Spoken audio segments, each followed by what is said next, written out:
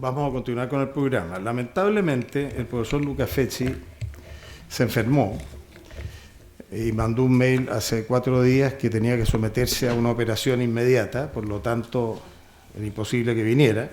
Nos envió la ponencia, nos pidió que la leyéramos, la vamos a leer, pero no puede haber debate, porque si no está él, no hay ninguna posibilidad, y pasaremos pues a la ponencia del profesor Mirko Scariza. Así que Paulo gentilmente va a leer, y eso, nada más. Bien.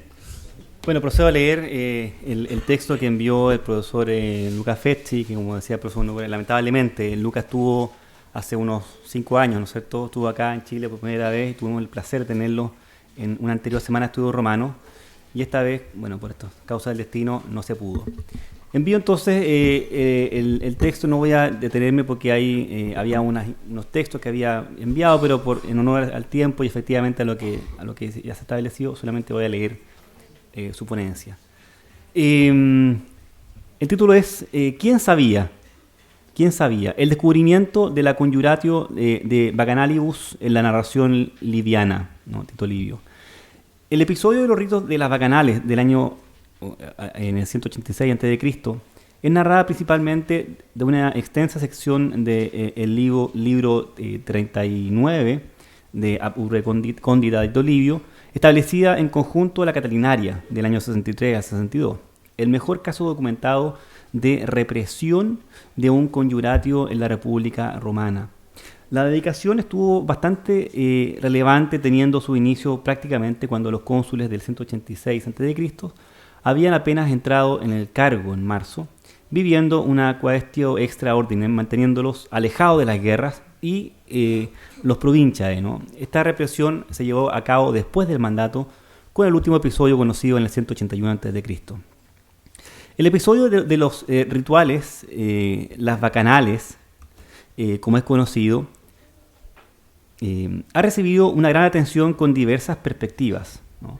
Del mismo modo, los análisis de carácter narrativos han evidenciado relevantes señales entre las dos conjuraciones mencionadas anteriormente. El texto de Livio, de hecho, presenta relación con las narraciones textuales que se han descrito de forma sobresaliente la historia del episodio de más de un siglo sucesivo en la obra de Marco Tulio Cicerón y Gayo Salustio Crispo. Desde un punto de vista histórico, podemos afirmar que las estrategias implementadas por los cónsules Spurio, Postumio, Albino y Cicerón, los dos protagonistas, como digo, en tiempos distintos, el primero el 186 a.C. y Cicerón el 63, los dos protagonistas de las represiones presentan fuertes similitudes, sin duda necesarias en el contexto jurídico e institucional republicano. El presente aporte, considerando toda la investigación, anhela recorrer los eventos del 186 a.C. con particular atención a los aspectos legales. En efecto, se ha reevaluado recientemente la credibilidad del texto con importantes aportes y contribuciones. De ellos emerge en particular Livio, el texto anticuario, siendo marginado pero siempre citado desde el propio autor o de sus fuentes, de gran forma también y conformaciones a un estilo narrativo que incluye omisiones y silencios. Sin embargo, no alteran el marco jurídico. Por supuesto que de Livio se podría desear algo más, sobre todo de la parte histórica, como es el caso de algunas ausencias que surgen de las comparaciones de los testimonios de la mesa de Tiriolo. Nos situamos entonces ante el texto de Livio con la siguiente pregunta: ¿cuántos sabían y en consecuencia cuán importante ha estado o ha sido el rol de los denunciantes y testigos del descubrimiento existente? Por lo tanto, ¿es posible seguir con el hilo de la construcción operada del cónsul Postumio Albino y de la cual quizás Livio era consciente? Los indicios de lo que se ha sabido muy poco, como un subtítulo. Ha estado bastante evidenciado la falta de datos exactos sobre el surgimiento de los rituales y sus pasajes en Roma. El griego que había aportado el rito en Etruria era ignobilis y sus ritos fueron desarrollados ocultos y nocturnos, reservados para pocos. Posteriormente fue divulgada a hombres y mujeres. Interesante también en medio de las diversas acusaciones, algunas falsas, de violencias ocultadas por la música, ¿no? Todo esto, como digo, en la obra de Livio. Propagándose por Roma, la ceremonia fue oculta por la dimensión de la ciudad hasta la denuncia indicium que llega al cónsul Postumio. otro subtítulo, ¿no? Ebucio, ¿no? Personaje que no sabía y aquellos que lo sabían.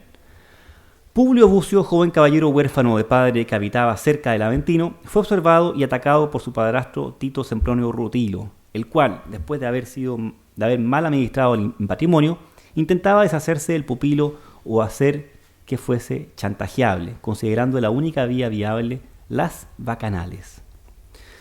La madre Duronia convence al joven de iniciarse, dándole indicaciones de cómo proceder. Después de 10 días de castidad, debía cenar y tomar un baño con agua pura. Ella misma, para concluir, lo hubiese acompañado en el santuario. En efecto, Rutilo y Duronia conocían bien el contexto.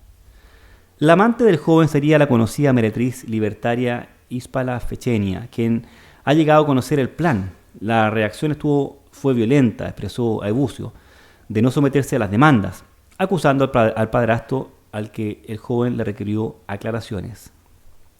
La mujer entonces invoca el perdón por las revelaciones de los misterios. Narra de haber entrado en el santuario para acompañar a la señora, comunicando que como mujer libre no se hubiese acercado. Entonces también Fechenia y su desconocida ama conocían de persona a los misterios. Continúa una notación desconcertante. Fechenia, a pesar de su distancia con el santuario, lo conocía en detalle, indicando que durante 2 años no acontecía un iniciado que tuviese más de 20 años de edad. Describió también las infamias que allí ocurrían, citando solo las violencias sexuales ocultas por los sonidos y rogando al joven de no adherirse. Ebucio, regresando a casa, le expresa a la madre que se refuta a participar en los rituales. Duronia, culpo sin mención explícita por parte al joven, ¿no? Fechenia, de quien no habría sabido estar alejado los 10 días. Seguidamente, Duronia y Rutilo alejaron al joven de la casa. Siguiente subtítulo: el cónsul Postumio Albino, que sabía mucho.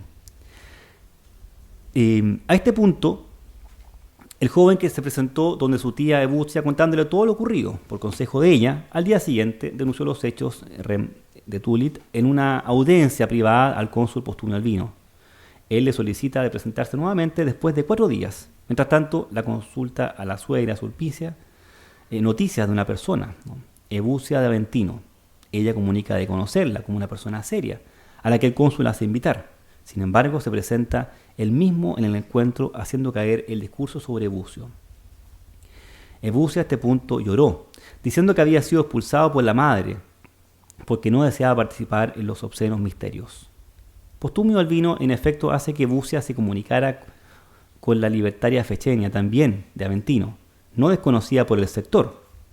Encontrándose de frente en casa de Sulpicia, los líctores y el séquito del cónsul arriesgó al desmayo. Postumio Albino intentó tranquilizarla y le solicita de revelar quae luco stimula bacanalibus, el sagrado ritual nocturno solerent orgulloso. El nuevo dato es que el cónsul conocía el lugar, encontrándose en las ceremonias del Aventino, donde han tenido lugar las ceremonias, un terreno que no ha sido mencionado previamente en la narrativa de Livio. Inicialmente Fechenia responde que era una esclava y que se había instruido junto a la señora, relatando que en aquel momento era solo una niña. Sin embargo, no tenía noticias nuevas.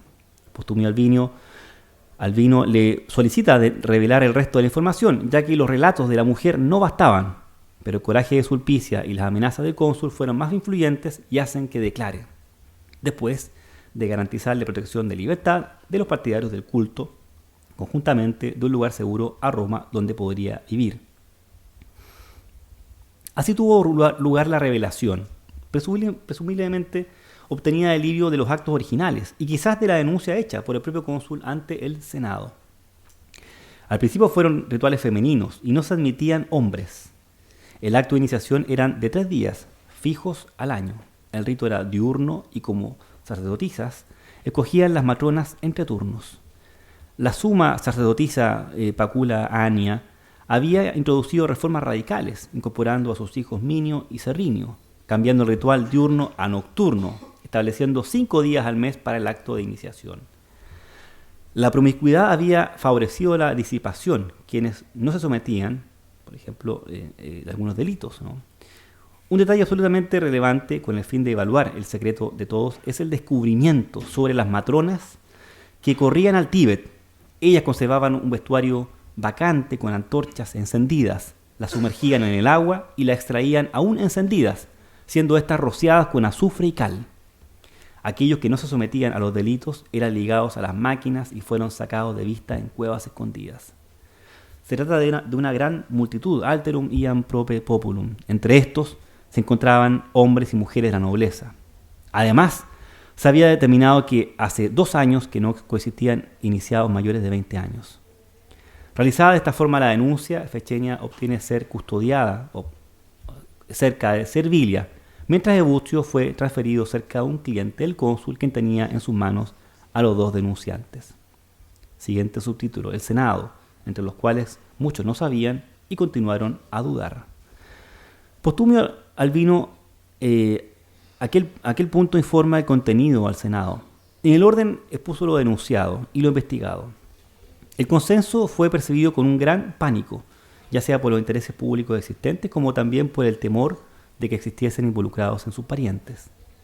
Por lo mismo se decide realizar una serie de medidas: agradecimientos para el cónsul Postumio Albino, un quaestio extra ordinem contra las bacanales y los rituales nocturnos, en general declarados y confiados a los cónsules, protección de los denunciantes, Ebucio y Fechenia, y recompensas para los posteriores delatores, la captura de los sacerdotes de los cultos, sean hombres o mujeres en Roma, y en todos los fora et conciliabula, para dar una mano a los cónsules, un decreto, un edictum válido para Roma, y para los fora et conciliabula, en el cual se prohibía a los iniciados a reunirse y realizar cualquier acto relacionado con los cultos, solicitando proceder entonces contra aquellos que se reunían, efectuando un stuprum flagitumbe. Se observa correctamente cómo el Senado anteriormente no había tomado una posición tan decisiva como la enunciada por Postumio Albino ante el pueblo, particularmente interesante, ya que se manifestaba un clima de profunda incertidumbre ante la solicitud de recompensas hacia los informantes o informadores adicionales. A este punto, los cónsules dieron las instrucciones a los expertos, los aedili curuli, de localizar a los sacerdotes de los cultos y mantenerlos bajo custodia, libero conclavi, siempre disponibles para el quaestio, ¿no? Los expertos plebeyos debían vigilarlo de esta forma. Los ritos no se realizarían en el interior y en las no sé si está bien escrito, las ilviri capitales coleccionaban vigilias por urbe, supervisando que no se realizarían reuniones y celebraciones nocturnas para evitar fuegos. Cada uno de estos viri ulcis tiberim colaboraban supervisando las construcciones de su fragmento. El pueblo de Roma, que ya sabía algunas cosas. Seguidamente los cónsules en Rostra, Cenderunt y en esta contione advocata comunicaron al pueblo de que estaba sucediendo y del quaestio extra ordinem de este modo, y debían organizar y dirigir según lo requerido. Postumio Albino comunica que no tenía claro cuándo contendría estas revelaciones y no hacía difundir el miedo, y anhelaba también garantizar la vastedad y la atrocidad del fenómeno acontecido, hecho que las autoridades podrían proceder. Pero existió una revelación desconcertante. Se expone que el pueblo sabía de estos bacanales nocturnos, extendida por toda Italia y ahora también en Roma, o por rumores o por haber asistido a noches extenuantes. Sin embargo, dudaba que fuesen conscientes de que realmente se trataba. No eran fiestas legales, y en el peor de los casos eran desenfrenadas, limitadas para pocas personas. Las revelaciones se señalaban también de miles. Por lo mismo, el pueblo se hubiese espantado antes de saber en qué consistían y qué clase de ritos eran. Postumio Albino elaboró una descripción. Consistían en mujeres y hombres que asimilaban a mujeres, transgredidos y transgresores, envueltos por las veladas, o por los velos, digamos, y el vino acompañado del estruendo nocturno. El aumento de su número podría representar también una amenaza. El cónsul mantiene que estos iniciados no podrían ser soldados de Roma y los marcó como autores de diversos crímenes, hasta el punto de llegar a decir que lo que sucedía en los últimos años había salido de este santuario. En aquel momento se trataba simplemente de abatir a personas de forma individual, pero enseguida acontecieron otros intentos de socavar y profundizar en esta res pública. Era de buen augurio que ningún pariente estuviese involucrado. En tal caso, ya no correspondería ser visto como tales. Para evitar que el error pudiese corromper a alguno, se necesitaba considerar los decretos de los pontífices, la consulta del Senado y respuesta de los arúspices, liberados de escrúpulos religiosos, dando la orden de mantener apartados los cultos extranjeros.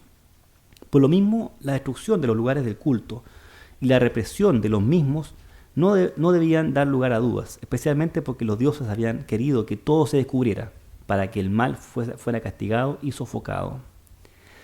Se describe la asignación que había recibido el Senado, en conjunto al colega, la orientación del quaestio extra ordinem, y que prometió hacer lo necesario, y refirió las órdenes impartidas en los magistrados menores, solicitando a todos, en base a sus propias funciones, facilitar colaboración impidiendo el surgimiento de disturbios y agitaciones.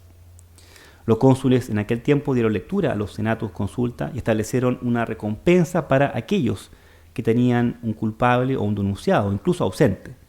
Para los fugitivos acusados se fijaría un plazo en el que serían condenados en rebeldía, garantizando una condena más amplia para aquellos que eran extra terram Italiam, ¿no? Decretaron edixerunt, y ninguno debía vender o comprar nada para escapar. En términos más realistas, quizás se aproximaba a una congelación de ventas, y ninguno debía amparar, ocultar o ayudar a los fugitivos. El pánico y las capturas de conocidos y desconocidos. Livio informa que a este punto el pánico se habría difundido no solo por Roma, también se había divulgado por todo el territorio, ¿no? Es decir, en la tierra italiana. Poco a poco llegaban las cartas de los inmigrantes que comunicaban la consulta del Senado, el contio y los decretos consulares. En la noche ocurrían tentativos o intentos de fuga en Roma, pero eran bloqueados por estos viri, ¿no? Muchos fueron acorralados en las puertas de aquel entonces, conducidos nuevamente a retroceder, siendo denunciados tanto hombres como mujeres, y fueron también asesinados. Se decía que los conspiradores consistían al menos, ¿no?, alrededor de 7.000 personas, existiendo el conocimiento de que los jefes eran Marco y Gayo Atinio, plebeyos de Roma, el Falisco Lucio Opercinio y el Campano Minio Serrinio. Se dieron disposiciones para arrestarlos y conducirlos de frente a los cónsules. A este punto confesaron y no tardaron a pasar a las denuncias. El éxodo fue difícil de dejar caer por las causas civiles y los concernientes derechos que existían. El Senado había intervenido por las solicitudes de los sacerdotes para aplazar lo que acontecía por un periodo de 30 días. Aquí nos debemos preguntar, ¿cuál fue el rol de referir una prohibición de ventas? La ausencia de los perseguidos y forzar a los cónsules a distinguir, a inspeccionar, ¿no?, en circa fora, el quaerere judicia exercere, asumiendo medidas diversas según la gravedad de los delitos. Aquellos que solo habían declarado eran dejados en cadenas, en cambio aquellos que habían realizado otros delitos, incluso falsos, eran condenados a muerte. Fueron más los asesinados de los prisioneros, en igualdad en casos de hombres y mujeres. Los premios para quienes hablaron. Enseguida el Senado adoptó medidas, asignación a los cónsules para derribar los lugares de ritos, primero en Roma, ¿no?, y luego por toda Italia, excepto en los casos que hubiesen estado en algún antiguo altar o una estatua consagrada. En una consulta al Senado, estableció una serie de medidas hacia las celebraciones, tanto en Roma como en Italia, por el porvenir. La modalidad que se desarrolló consistía en lo siguiente: si alguno tenía que realizar una celebración, debía solicitar la autorización, siempre con un número reducido de personas. Esto lo debía autorizar el juez de turno, por lo tanto, el Senado. El cónsul Quinto Marcio Filipo, posteriormente, de una solicitud del Senado ligado al anterior, establecía que las narraciones de los denunciantes debían ser transmitidos al Senado sin perjuicio en cuanto Postimio fuese retornado o volviera a Roma, ¿no?, de este caso de su exilio, ¿no? Minio Serrino fue enviado en cadenas a Ardea con la advertencia a los magistrados locales de que no podía fugarse ni suicidarse. Esto se trataba de una clemencia que dio bastante que hablar y mucha crítica. Esta última consulta al Senado consistió en la solicitud por Postumio a su regreso a Roma para establecer el premio de Bucio y Fechenia, ya que gracias a su relato y obra habían sido descubiertos las bacanales. Esto instó a los magistrados urbanos a dar 100.000, ¿no?, aquí no dice el monto, no tanto a Bucio como a Fechenia, y solicitó al cónsul de acordar con tribunales proponer a los plebeyos la vacatio militia de Bucio. Acordó además que la mujer tendría una serie de inmunidades y solicita a los magistrados de aquel momento y a sus sucesores el encargo de amparar hacia su integridad personal. Aquellas decisiones fueron confirmadas con lo que se refiere a la recompensa de otros delatores y se describió la inmunidad y la discreción de los cónsules.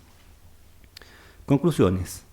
En una extrema síntesis, hemos reconocido las series de medidas observadas, como es el caso de los denunciantes involucrados, estando el punto de inicio de la represión, fenómeno bastante notable y difundido entre los miembros de las clases dirigentes, siendo descubierto improvisadamente, con o sin razón y con una connotación criminal.